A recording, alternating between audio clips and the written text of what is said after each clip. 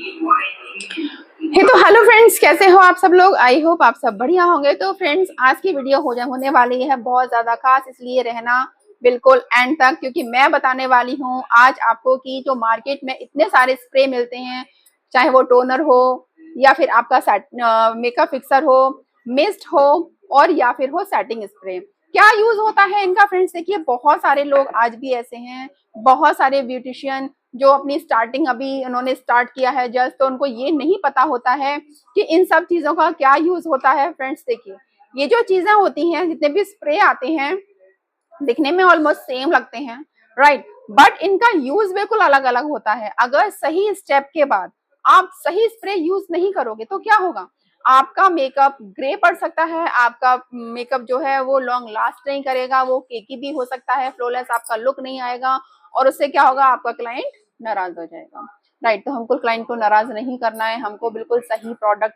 का यूज करना है, जिससे हमारा क्लाइंट हो बहुत ज्यादा खुश और आता रहे बार बार हमारे पास। तो फ्रेंड्स देखिए, सबसे पहले हम जब मेकअप करते हैं तो क्या अप्लाई करते हैं। सबसे पहले मेकअप से पहले हम करते हैं सीटीएम। सीटीएम मतलब क्लींजिंग, टी मतलब टोनिंग, यस। तो देखिए, मेरे पास है ये गुड वाइब्स का टोनर।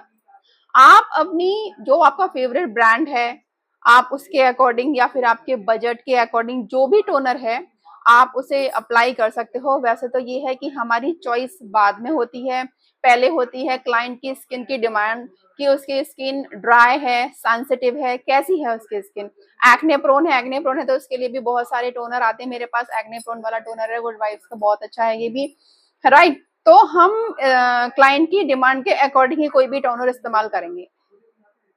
टोनर क्या करता है फ्रेंड्स, टोनर आपकी जो पोर्स होते हैं उनको मिनिमाइज करने का काम करता है और आपकी स्किन पे एक सूथिंग इफेक्ट देता है।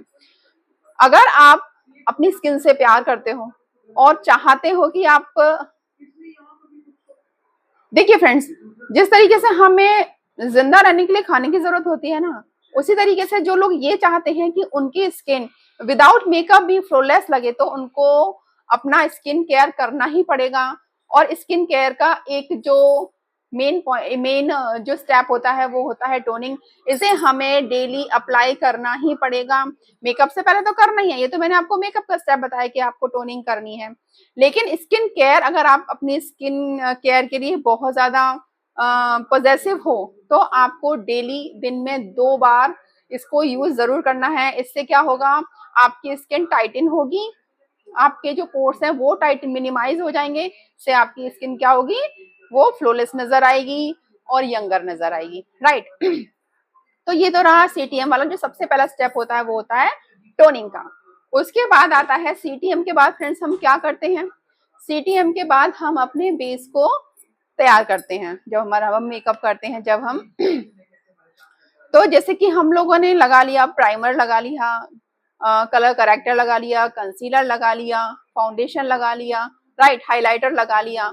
अब जैसे कि हम कोई भी स्टेप करते हैं, जैसे कि हम कंसीलर लगाते हैं, तो हमें अगर वो लगता है कि वो थोड़ा सा कहीं से पैची पैची हो गया है और ब्लेंडर से ब्लेंड करने के बाद भी वो अच्छे से ब्लेंड नहीं हो पा रहा है, तो ऐसे में हम क्या यूज करेंगे, यस, हम करेंगे मिस्ट का यूज।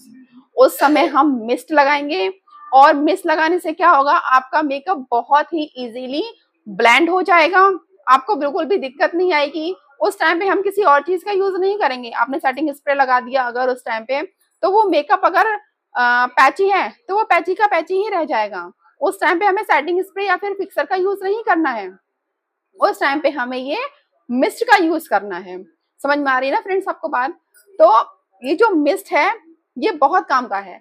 ऐसा नहीं है कि हम इसे मेकअप में, कोई भी हमारा बेस अगर कहीं से पैची हो गया है तभी यूज होता है। इसे अगर जैसे कि आपने फुल मेकअप कर लिया, राइट, फुल मेकअप करने के बाद आपको 2-3 घंटे हो गए, तो आपको लग रहा है कि नहीं, आपको थोड़े से मेकअप थोड़ा डल पड़ गया है, मतलब कुछ घंटे के बाद आपको लगता है कि मेकअप थोड़ा डल हो गया है, तो आप इसको जस्ट अप्लाई करोगे, ठीक है, जस्ट अप्लाई करोगे और क्या, ड्राई होने दोगे, तो आपको बिल्कुल ऐसा लगेगा कि आपने बिल्कुल मेकअप अभी किया। मतलब एक तरीके से टचअप का काम करता है ये मिस्ट। मिस्ट अपना 2 काम करता है, एक तो ब्लेंडिंग के काम आता है। आप इसे कितनी बार भी आपको लगता है कि आपका कंसीलर आपका कंसीलर पैची हो गया, उसके लिए आप स्प्रे कीजिए, आप ब्लेंड कीजिए। फिर आपको लगता है कि नहीं, आपने जो बेस बनाया है, जो फाउंडेशन लगाया, वो भी आपका पैची सा लग रहा है कहीं से, तब भी आप इसको स्प्रे करके उसको बहुत अच्छे से इजीली ब्लेंड कर सकते हो। तो वो क्या होगा, वो फिक्स नहीं होगा। आप जहां पे उसको फिक्स करना चाहते हो, जितना अच्छे से उसे ब्लेंड करना चाहते हो, बहुत इजीली ब्लेंड हो जाएगा। कई बार क्या होता है ना फ्रेंड्स, कि हम जब ब्राइडल मेकअप करते हैं या फिर कोई भी पार्टी मेकअप करते हैं, तो हम जब स्पेशली मेरे साथ ऐसा हो जाता है कभी कभी, कि जब हम नेक एरिया पे लगाते हैं फाउंडेशन, तो हम लगाते हैं, लेकिन बहुत सारी चीजें हम लगाना कई कई बार भूल जाते हैं। यहाँ पे मॉइस्चराइजर लगाना भूल जाते हैं कहीं, यहाँ पे थोड़ा सा नीचे होता है। तो क्या होता है, जब हम फाउंडेशन अप्लाई करते हैं, क्योंकि फेस को और नेक को सेम आपको सेम टोन पे दिखाना है, तो फाउंडेशन आपको यहाँ पे भी अप्लाई करना पड़ेगा। तो यहाँ पे क्या होता है, ब्लेंड करना बहुत ज्यादा मुश्किल हो जाता है। ठीक है, तो मेरे लिए सबसे ज्यादा ये यूजफुल तभी होता है कि जब नेक एरिया पे मैं फाउंडेशन लगाती हूँ, तो मैं जस्ट स्प्रे करती हूँ, तो उसको ब्लेंड करना बहुत ही ज्यादा इजीली हो जाता है। ठीक है, उसके बाद आता है, हमने इसका यूज बता दिया, आप इसे अपने कहीं भी इसे कैरी कर सकते हो, कहीं जा रहे हो, आपको टचअप की जरूरत है, आपको थोड़े से, अच्छा आपने मेकअप भी नहीं किया लेकिन आपको लगता है कि नहीं, आपको फेस वॉश करने की जरूरत है, फेस बड़ा गंदा गंदा लग रहा है, कोई जरूरत नहीं है, आप इसको स्प्रे कीजिए और बस अपने फेस को किसी हैंकी वगैरह से साफ कर लीजिए, फिर दोबारा से स्प्रे कीजिए और उसे नेचुरली ड्राई होने दीजिए। आपको बिल्कुल ऐसा फील आएगा कि आपने अभी अभी फेस वॉश किया है। तो बहुत काम का होता है मिस्ट, मेरे पास पिलग्रीम का है। आप अपने बजट और अपनी पसंद के हिसाब से कोई से भी ब्रांड का ले सकते हो। उसके बाद आता है फ्रेंड्स हमारा तो ये सेटिंग स्प्रे, मेरे पास मैक का सेटिंग स्प्रे है। इसका यूज क्या होता है, इसका यूज होता है फ्रेंड्स, जैसे कि आपने पूरा बेस तैयार कर लिया, ठीक है, आपने पूरा बेस तैयार कर लिया है, लेकिन अभी आपने बेकिंग नहीं की है, पाउडर लॉकिंग नहीं की है, तो उससे पहले आप इसका इस्तेमाल करोगे सेटिंग स्प्रे का। सेटिंग स्प्रे से क्या होगा, सेटिंग स्प्रे से आपने जितना भी ब्लेंडिंग वगैरह की है, जितना भी बेस लगाया है, आपका वो जहां आपने जितना ब्लेंड किया है वो वहीं की वहीं फिक्स हो जाएगा। ठीक है, इधर से उधर बिल्कुल भी वो मेल्ट नहीं होगा। और वो एक स्टेप होता है कि आप अपने मेकअप को कितना लॉन्ग लास्ट कर सकते हो। सेटिंग स्प्रे इसलिए लगाया जाता है, जो डिफरेंस मैं बता दूं फ्रेंड्स, एक मेकअप फिक्सर में और एक सेटिंग स्प्रे में क्या डिफरेंस होता है। इसमें जो हमारा सेटिंग स्प्रे होता है उसमें अल्कोहल की मात्रा थोड़ी सी कम होती है, और जो हमारा मेकअप फिक्सर होता है उसमें अल्कोहल की मात्रा बहुत ज्यादा होती है। अल्कोहल ज्यादा क्वांटिटी में होने की वजह से मेकअप फिक्सर लगाने से हमारा मेकअप बहुत ज्यादा लास्ट कर जाता है। और जो सेटिंग स्प्रे, और फ्रेंड्स यही यूज होता है सेटिंग स्प्रे का। सेटिंग स्प्रे आप एक और तरीके से आप इसे यूज कर सकते हो, जैसे कि जितने भी आप अपने क्रीमी या फिर लिक्विड लेयरिंग फेस पे कर रहे हो, आप हर लेयरिंग के बाद सेटिंग स्प्रे का यूज कर सकते हो।